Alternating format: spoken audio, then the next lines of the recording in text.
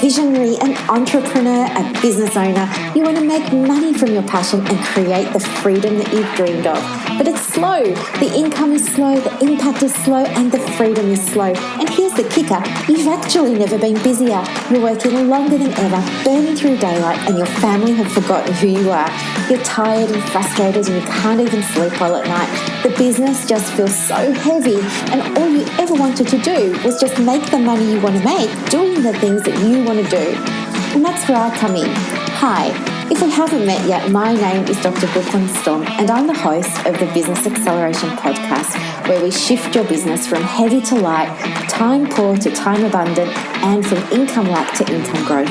We're going to achieve it together with my 20 years experience as a psychologist, helping people just like you to break through their barriers.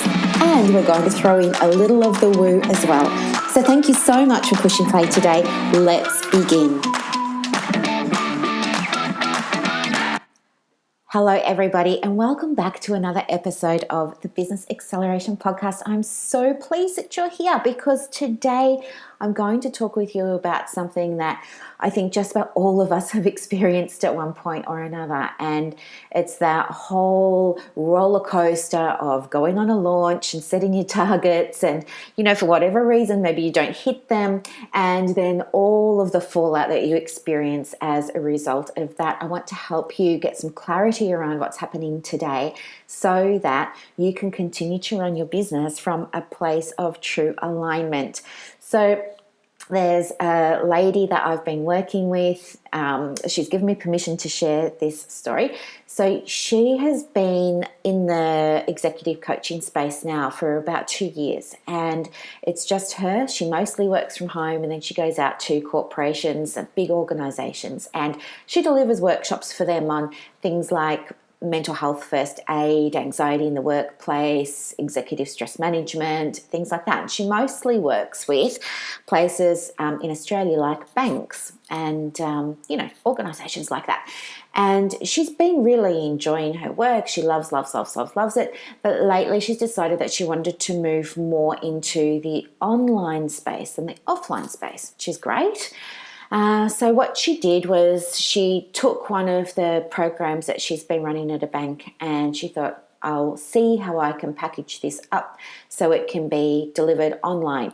And so that's what she did, and she was really excited about it, and she did all of the right things. On paper, she took all of the right steps. And by that, I mean she broke it down into 6 modules. She recorded a video, she created a worksheet, she created audio for each of the lessons. She put the program together as a little bundle, and she decided that she was going to beta test it. And when a beta test, for those of you who don't know, is when you want to take something to market and you just want to test it out to see if there's a market for it, number one, and to get social proof, like testimonials from people who participated in it that you can then use when you want to sell it at the proper price. So a beta program is, if you can participate in anybody's beta program, I highly recommend it, because it's when an entrepreneur has put their heart and soul into creating what they think is the ultimate program or package that's really aligned with their brand vision, and it's really aligned with their purpose. And I believe that business is an extension of your soul. So it's your baby, it's part of you, it's got you all through it, the essence of you all through it. And so you can get some really great bargains, if you like that word, by signing up to people's beta programs. But anyway, so she had this beta program, and she'd set a goal for herself.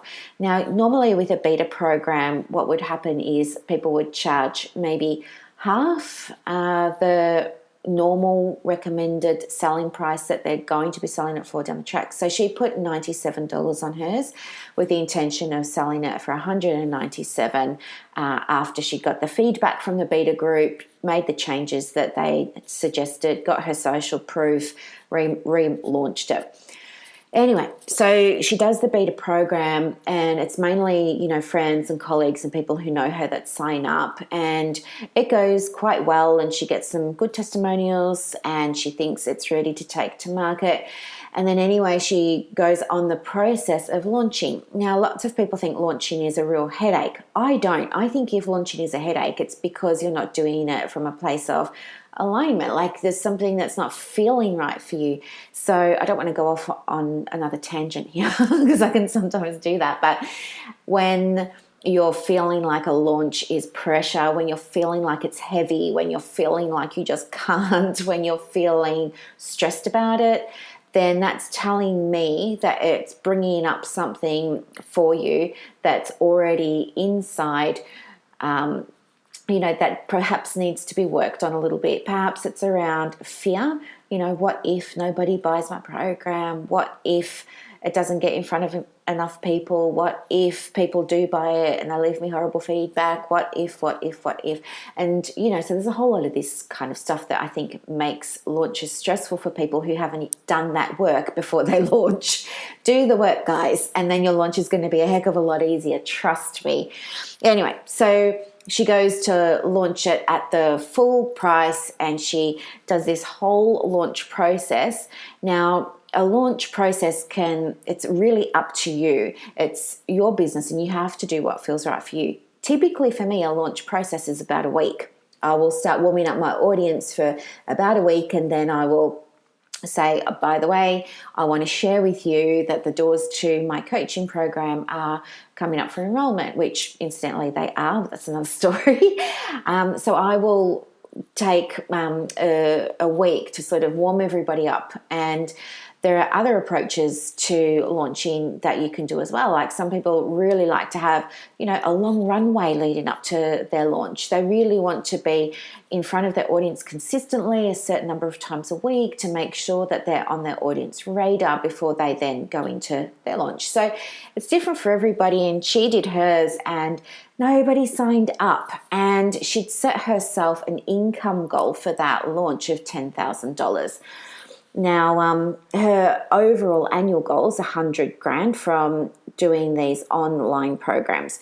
So when she launched and nobody signed up, she was really upset about it, actually. She was not happy. She was questioning herself. She was doubting herself. She was mad at her friends and family because she felt like they hadn't been honest with them in their feedback about her program. She, lost sleep over it. She felt like she wasn't cut out to be an entrepreneur. All this self-doubt came up. All of this questioning came up. And she found it really hard to, bounce back. I mean, you need to have a certain level of resilience as an entrepreneur, which is super hard when, the business and your program are coming from you. It's not somebody else's program that you're selling. It's something you've come up with that you've put your energy into. So it's very hard not to take it personally. And unfortunately, she did. And, when she came to me, she was telling me this story and she was in that place where she's thinking, what am I going to do? And, I don't think I want to launch again. And maybe the online space wasn't for me. So I wanted to share this with you today because I think what's happened here is she hasn't really tuned into a few things. Now, first of all, when we talk about alignment in your business, you can imagine maybe like a compass, and the word alignment is in the middle, and then you've got all these little directions coming out from that middle, leading on to different things. So alignment in itself is a concept, but it's also a verb. It's a doing word. It's a becoming word. So what we were able to figure out is that she hadn't created her program in alignment with what her audience needed. By testing her program on friends and family, she was going to get biased feedback. She wasn't somebody who had a friend in her corner that, tells her bum looks big in that dress. She had people who were very well-meaning and love her very much giving her support instead of giving her objective feedback. So that was probably the first thing that happened. She didn't align that beta program initially with her preferred audience. And as a result of that, what's happened is she hasn't got the feedback that she's needed, and she's taken a product to market that nobody wants. And now she's taken it very personally. She thinks nobody wants her. But it's not that nobody wants her. It's that they're just not interested in that program. They're not interested because she doesn't know. She's not aligned with her audience needs. Okay, she's got a great audience. I mean, all the banks that she's worked with, she's got all their email addresses. She maintains contact with them. She goes out to lunches with them. She was invited to one of the bank's Christmas parties last year, and she's a contractor. So, it's not that she doesn't have an audience. The audience is there, and the audience would have seen her advertising this beta program when it came out, and they just didn't, take. So what's happened is she missed the boat here in terms of getting on board with what her audience really needed. That was the first thing. So there was a misalignment there between her service and her program and what her audience wanted. The other thing too was, I think when you attach your value to the outcome, that is when things can really start to go a little bit pear-shaped for you. And I think there are different ways that you might be able to align with, instead of the outcome, things that you learn from the process. So just because she didn't hit her $10,000 goal for the launch of that product doesn't mean that she's no good at launching. It means that perhaps a couple of things have happened. She didn't set an intention. So you need to always be very mindful before you take a program or a product or a service to market about what your intention is. So we mean, is your intention to create an impact? Is your intention to educate? Is your intention to inspire? Is your intention, all of those sorts of things, to create connections? Maybe it doesn't matter, but you need to be clear on what the intention is. And then you need to take that further and say to yourself, why? Ask yourself, why is this important to me to get out there? Why do I want to have an impact? Why do I want to educate my audience about X, Y, and Z? Why do I want to inspire my audience when it comes to this particular topic? Why? Anchor into that. And then think about, okay, this is what my audience really want to hear. How can I deliver what they want to hear in a way that makes it easier for them to hear it? Okay, so this is another really common one. I think lots of people are all over social media and they're not concentrating enough on email or, LinkedIn. I don't consider LinkedIn social, media. I think Facebook and Instagram and all of those sorts of things are, but not LinkedIn. But, making sure that you're delivering it in a way that your audience want to hear it. Now, when she was selling her program, it was delivered via email. And the customer, the client, was going to be able to receive a fresh email, video, and audio every Monday for the 6 weeks. Now, she didn't test her market. She never asked her audience, who she's only ever delivered in-person presentations for, how they feel about signing up for a course at $197 where they're going to get 6 modules delivered to their inbox. Okay, and so what we have since found out is that her audience they're not interested in receiving any courses from her in their inbox. They're interested in her delivering in-person training. So what she's been able to do now is go back to some of those key stakeholders and say to them, well, listen, I'm not as available anymore doing the in-person workshops. How can I still get you this information in a way where you still feel like it's been delivered in person? And now she's created a program where she's doing live webinars for, particular industries on particular topics. And that seems to be going so much better. But you see what I mean? She was out of alignment again in terms of how her audience needed to receive that message. Okay. I want to get back to, when we attach to the outcome. When you attach to the outcome, when you attach your success to that $10,000 like she did and it doesn't happen, of course you're going to feel bad about yourself. But when you're squeezing onto that 10,000 so hard and so desperately, you know what happens energetically.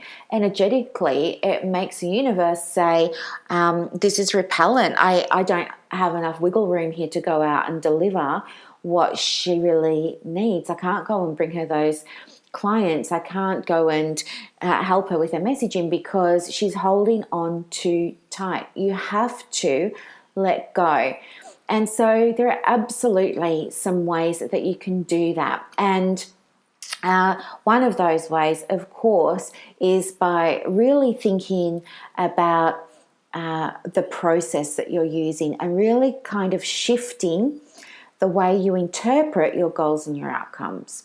So I'm going to help you and I'm going to give you some transformational questions today. And I will also, I've had some feedback that it might be a good idea to give you a worksheet that has the questions on, so you can just download it rather than, I was saying before in previous episodes, go and hit pause, grab a pen and paper. But somebody said to me recently, that might be just easier if you can make it a downloadable sheet. So I've done that for you. So I'm going to tell you what the questions are, and then you can just grab the worksheet from the show notes and you'll be able to work through them yourself. But there are a couple of questions. I guess the first one is, what could you do now that could help you experience fulfillment from the journey rather than the outcome? And the second one is, what action would you be comfortable attaching yourself to that wouldn't disappoint you and that could still contribute to your overall financial goal? I think when I was going through this process, because I think we all go through it because we're just going by gut instinct, aren't we? And a lot of the time it's learning as you're going. But what I can share with you from my experience is now, before I launch a program, I don't have products really. Well, I do. I've got a couple of shops, but I haven't been marketing the stock in those because it's not where my heart is at the moment. My heart is more in programs and services. But for me, what I do now is to get into alignment. I think about my higher self, and my higher self, or my best self, she's living her best life, and I want to really tune into what she's doing. And it's from that place that I inform the way that I'm going to deliver a launch and how I'm going to feel about the outcome of that launch, regardless of what the figures are at the end, regardless of whether I hit that financial goal. Because guess what? That financial goal is only one part, right? I'm not only focusing on the goal. I want to know how many people clicked on my landing page, how many people clicked through the landing page and signed up, how many people joined the webinar and then dropped out, how many people requested a replay, what did people learn about what I'm sharing, what did I learn about the process of launching. Can you see? It's more than, it's like being in a dark place and you've got a torch, and you can turn that torch on and you can look over there and just keep it focused on the money, or you can shine your light more broadly and look at everything. And I think that's better because it gives you a much clearer picture of what's been going on. So what I do now is, yes, I think about my higher self and what she's doing and how she's doing it, how she's interacting. It's about interacting. Everybody says engagement, and it's so true. You need to interact with your audience. I set my intention. I create my goals from a place of total alignment with my audience, with my higher self, with my brand vision. I map out the how. I map out the journey. If I say to myself, well, I want 5 clients, because that's one of my goals. I have a goal of enrolling 5 clients every quarter into my coaching program. And so, that's a goal that I have in enrolling the clients. But the outcomes that I have are going to be things like, what did I learn from this process? How did I fare with my Facebook ads? How many people booked calls with me? How many people said that they wanted help, and then when they found out the cost said no? Like, I want to know all of that information. And I have to map out how I'm going to do the launch and what I'm going to focus on. I have to then actively implement and track my numbers, okay? This year is about tracking. And so track how many people gave you a favorite GIF when you announced that you're going to do this program, and how did that make you feel? How many people clicked through to your landing page? How did that make you feel? How many people wanted to join your beta program? How did that make you feel? How many people showed up and did the work? How did that make you feel? Focus on the feelings, focus on the lessons that you're getting, because every single launch is a gift. It doesn't matter if it totally bombs out. Let's say you think you've taken the absolute best product to market. Maybe it's a coaching program, maybe it's a wellness program. I don't care what it is. Let's imagine you've taken it, you love it, you know it's gold. Nobody signs up. All right. That's gold, because from there, you're in a better position than anybody else to look at your process and to learn from that. Okay, to learn from it. You need to know what your numbers are in order to take that lesson, though, don't you? If you launch in at bombs, nobody buys it, and you're not looking at your numbers, you're not going to know what you did right and what you did wrong. Okay, what could be improved. So absolutely looking at how many people clicked on the landing page, or maybe it was 100, and how many from that landing page then clicked on to sign me up or start now or, let's begin. 3.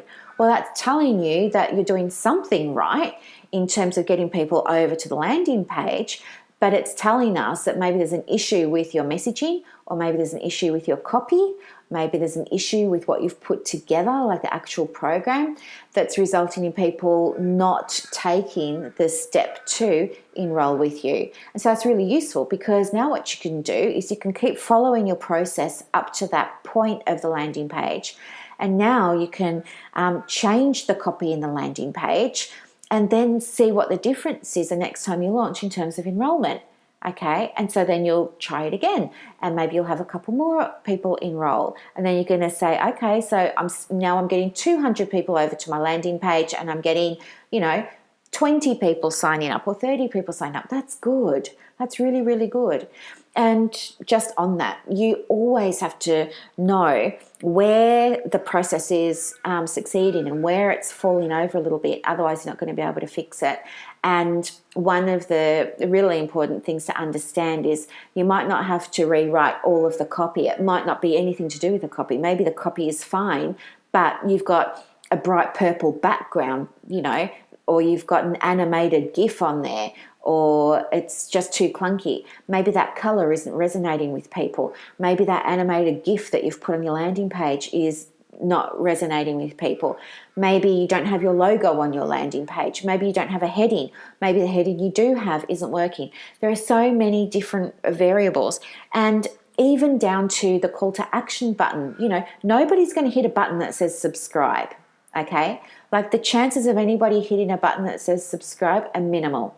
But people will hit a button if it has different text on it that says start now, or limited time, or doors close on Monday, or something like that. Get started. Let's begin.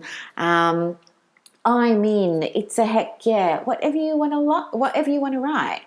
Just don't write subscribe. And so that's something else you can try. Keep the same landing page each launch and just change the text on the button, or keep the same landing page and just change the photo, or keep the same landing page and change, one paragraph in the copy. It's a process. You're not going to be able to put things out on the first time and have it be wildly successful with no learning curve. Of course, there's going to be a learning curve. Okay, and when you shift your focus and you start to think, how can I gain fulfillment from this process, regardless of the money that I make? The money is one part, but there are so many other parts to your launch. How can you gain fulfillment from those other parts so that you don't feel like a failure, you don't feel like you're no good at it, you don't question your ability, you don't doubt yourself? All right, look at the other opportunities for fulfillment. And the last question, so I gave you 2 before and then I went off on a tangent. The third question is, who are you currently being in your business, and who do you need to become in order to deliver the program or service and have the success that you dream of? Now, I'll put these 3 questions in a worksheet for you in the show notes, so feel free to download them. I would love to get your feedback on this and let me know what you think about attaching to the outcome and detaching from the outcome and what it means for you as well. But guys, really it's around doing everything in alignment with your client's needs, your messaging, your brand vision, what feels right for you. Okay, if it's not lighting you up, it's not going to light anybody else up. People need to see that. Okay. All right, have a very happy Saturday. On Wednesday, so excited. It's the first guest entrepreneur interview. Interviewing a gorgeous soul by the name of Crystal Allen. She has such an inspiring story. She's an entrepreneur that's also like us. She's very soul-centered and spiritually inclined, and she's going to share with us a little bit about her journey through starting her business and why she began it, some of the challenges she's experienced, how she's overcome them, and where her business is now and her plans for the future. And it's definitely an episode that you're going to want to tune into. So yes, stay tuned. And if you have ideas for podcast episodes that you'd like to hear, like this one today from Michelle, please send them through to me at just hello@brooklynstorm.com, and I'll put that in the show notes too. Have a very happy Saturday, guys. I'll talk to you later. Bye. Thank you so much for listening today. I really hope that you enjoyed it and got a lot of value from it. Help me help others by sharing this podcast. And if you feel called to leave a review on Apple Podcasts, remember to let me know so that I can send you a very special thank you gift. Now go and build your dream business, and I will see you next time. Bye.